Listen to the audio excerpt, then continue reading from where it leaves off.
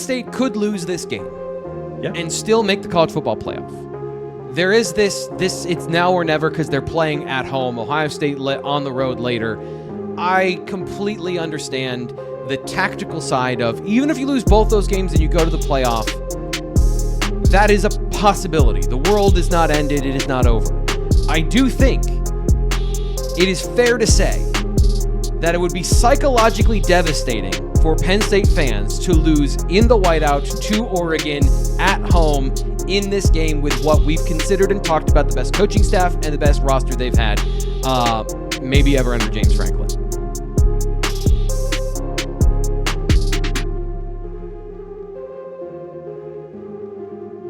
And talk about, we will find out, game predictions here from us to end the show. Ryan, I want to go first to you. Give me your thoughts on the game. We broke down the offense, defense. I know that you've seen some of Oregon. What is your thought about how this game plays out and your score prediction? Yeah, 27-20. I know, sorry. We always do that, T. Frank. My bad. 27-23 Penn State. I just think last year Penn State played an Oregon game in the Big Ten Championship. You're at home. You know, you have that whiteout crowd. I think you need to play a Penn State style of game. You need to sustain drives, which we've seen them do at times against obviously inferior opponents. But we have seen some of that this year. So to me, slow this game down, 3 touchdowns, a couple field goals, and you got to hold Oregon. You got to hold Oregon, in my opinion, under 30. If they get over 30, I think Penn State's in trouble. I think they can do that. I gave 27-23, but you guys have watched a lot more than I have, so I'm not going to – don't put a ton of stock into mine. Fitz? Well, we kind of arrived in the same spot. Spoiler alert. Fitz, what do you think? This is tough because it's such an unknowns game. I was talking to Justin Hopkins from Scoop Doc, and I'm like, hey, what do you know about this team? He's like, not exactly sure either.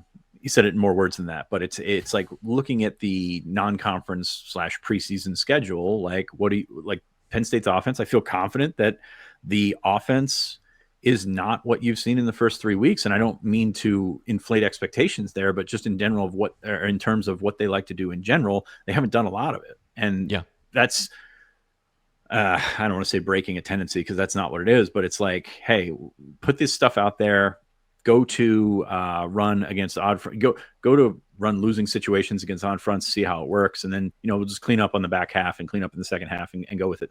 I think there's merit to that, but I think that that's not everything, right? Like it's gotta come back to Drew. It's gotta come back to him avoiding those streaks where he has just been killing drives, like you think about it. There's been times, he came out in the scripted play or the scripted drive last week or 2 weeks ago and looked really good and completed, I think, his first 7 of 8 and then goes 1 for 7. You got to avoid those dips. And in a situation like this, in an atmosphere like this, maybe the running backs help those numbers. Maybe, something closer to the line of scrimmage. Maybe Luke Reynolds is the key here. You've got different sort of aspects that bounce around with it. So I've got Penn State winning 30-28, I believe was my prediction. Yes, I got it right.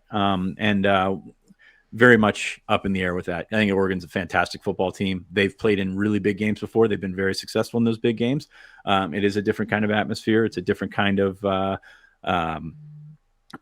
scenario for a young quarterback to step in. And by the way, Dante Moore, he's really good. He's really good. Really good. I'm excited to see him in person, but I'm also excited to see how he handles the atmosphere, how he handles the situation. This is something you can't replicate. They play in a wonderful stadium out there, a really, really loud stadium, but he doesn't deal with that kind of noise on a regular basis. He doesn't deal with that kind of overwhelming atmosphere. So I don't think he plays a bad game, but I think he might, just be a little bit shell-shocked is the wrong word, but a little bit just slow in some of those reads, and maybe that turns into a turnover too. Yeah. I want to circle back to the conversation about the offensive plays that we haven't seen yet and kind of this isn't the Penn State offense that we're going to see the rest of the season. That also doesn't mean it's better. It just means it's different. We don't know. And there have been, like, in these situations, playing poorly and making mental mistakes and things that you don't want to see from a veteran team. Whatever the reasons might be for those, they do exist. So we're not, for fans that are like, yeah, but this offense is terrible, like, we're not trying to tell you, we're just trying to tell you what is happening, like the full context of it, not trying to explain it or excuse it.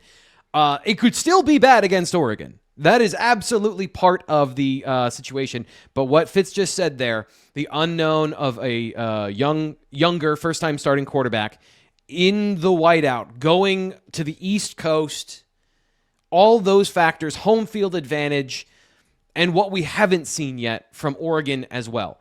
And the fact that they don't have dominating trench play through the first 3 games, and Penn State has looked much better, even if they haven't looked clean. They have looked dominant at times in the trenches on both sides of the ball. Have you heard of Way Fruit Farm? It's this great farm market bakery and cafe. You can shop with them either at their farm in Port Matilda or downtown State College. No way. Yes, Way Fruit Farm. They have all sorts of seasonal fruits and veggies. Way cool. No, Way Fruit Farm. But anyway, you should visit their bakery and cafe. They serve amazing food all day. Way. Fruit Farm.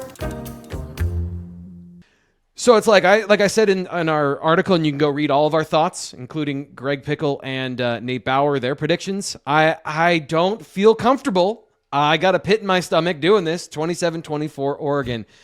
Penn State. 27-24 Penn State wins. There's a lot of field goals. Like, I just want to say field goals. I know that I picked like 3 touchdowns a team. I'm feeling a lot of field goals in this game because that's kind of me hedging my bets there. My 30 points is 10 Penn State field goals, so I'm right there with you. 10 drives. How bold. Yeah. How would you feel, Penn State fans, if you got 30 field goals in a game and won the game 30-28?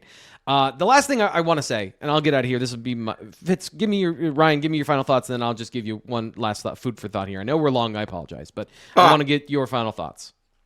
Just excited for this weekend, man. Honestly, I've been really kind of like, I feel like the whiteout has been so watered down for so long, man. I'm happy for fans because it's been a while. I know Big Noon has crushed a lot of those big games, and as someone who has a lot of friends and family who are going to be up there this weekend, I'm just happy for you guys because this is going to be it's going to be a fun one. I know you want like a prediction or something like that. I don't care. It's all about a fun weekend for these guys. We'll be working on recruiting. You guys handle the team stuff, but from a fan's perspective, man, just enjoy this because it's been a while since you've had a game like this. Fitz, final thoughts? Yeah, it should be fun. I'm looking forward to it. There was a super chat, by the way, asking about Nittany. We'll stash it in the end here. Yeah, I checked in again last night. Nittany's fine. He was at practice last night. He was working through, and it was pouring rain, and nobody was moving full speed at practice last night. I know there was a tweet out there, but just checked in with that, and everything seemed to be fine. I expect a big game from him. I'm excited to see him sort of step into that spotlight, and he thinks he's the best defensive end in the country. It's time to prove it on a big stage. So I'm excited for Saturday night. I wanted to get into this conversation with Nate because we've had this conversation about this particular game, and I didn't get to it on Tuesday. So I just want to have this thought because Penn State could lose this game and still make the college football playoff. There is this it's now or never because they're playing at home. Ohio State on the road later. I completely understand the tactical side of even if you lose both those games and you go to the playoff, that is a possibility. The world is not ended. It is not over. I do think it is fair to say that it would be psychologically devastating for Penn State fans to lose in the whiteout to Oregon at home in this game with what we've considered and talked about the best coaching staff and the best roster they've had maybe ever under James Franklin.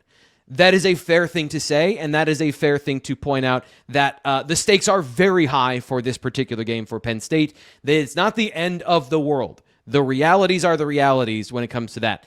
But the emotional temperature of the fan base, the emotional temperature of the narrative of the team, whatever those matter to the conversation about college football. And I bring up Eastern Iowa here. He's a troll, but he's our troll in our chat. Says 35-23, Western Ohio State beats Big Game James. And that will be the narrative. Those will be the narratives that are now, set in stone for the most part until something else happens. So I just wanted to say that out loud. I wanted to have that conversation because that is absolutely fair to be very upset if they don't win this game with what should be perceived as advantages across the board when it comes to experience and talent and against another very, very good team. So we'll have more conversation about that on the Penn State Football Tailgate Show coming up at 4:30. Put it on your calendar. Come say hi. It's not going to be raining, as far as Ryan and his expert weather prediction has said, so you can come out and see us outside the Bryce Jordan Center ticket office. And, of course, check out BlueWhiteIllustrated.com. There's been so much to talk about. I've done a terrible job of doing this, but there's an awesome deal going on right now. It is $52 for your first year.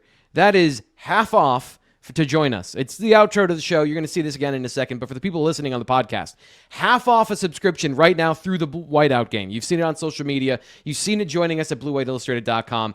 Absolutely take the dive, because we're going to be breaking everything down from every single angle.